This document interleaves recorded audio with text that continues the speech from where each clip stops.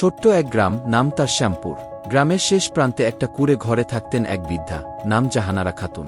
স্বামী মারা গেছেন অনেক বছর আগে, সন্তান বলতে কেউ নেই। তার দিন কাটত অন্যের বাড়িতে ঝিয়ের কাজ করে। গ্রামের লোকেরা তাকে বুড়ি বলেই ডাকত।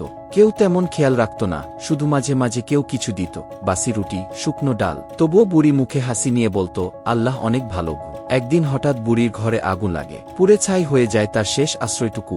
ভোরবেলা আগুনের ধোঁয়া দেখে ছুটে আসে গ্রামের কিছু মানুষ।